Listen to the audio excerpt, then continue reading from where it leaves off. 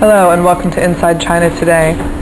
I'm Marguerite Howell, and here's some of the stories we're following for Thursday, September 17th. China calls on Britain to help solve the problem of Vietnamese boat people in Hong Kong.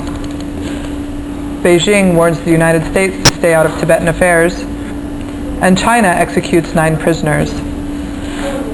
China says Britain cannot ignore the problems associated with Hong Kong's 1,100 remaining Vietnamese boat people. The Hong Kong government is attempting to recover an estimated $150 million spent on sheltering boat people and is calling on the United Nations High Commissioner for Refugees to repay the money.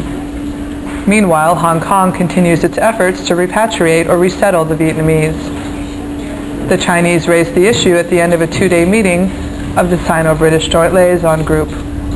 They say the problem was left behind by British rule and said Britain has an unshirkable responsibility to help solve it. China on Thursday warned the United States to stay out of its Tibetan affairs. The government was responding to reports that the CIA had funded the Tibetan exile movement in the 1960s.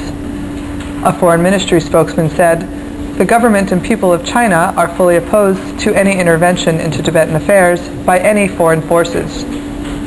The reports were carried in the Los Angeles Times, which reported that the CIA had given $1.7 million per year throughout the 1960s to the Tibetan exile movement. The paper said the funding was part of the agency's Cold War effort to undermine communist nations. China has detained a former government official who published a call for democratic reforms. Human Rights in China, a New York-based watchdog group, says Fang Jue disappeared after July 25th. The group says Fang's sister made a number of inquiries and was told her brother was in the custody of the Public Security Bureau. The Bureau would give no reason for Fang's detention.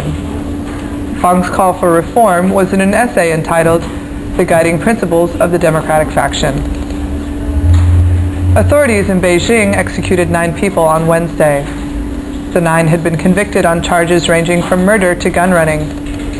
Amnesty International reported last week that China had executed over 1,800 people last year, more than the rest of the world combined.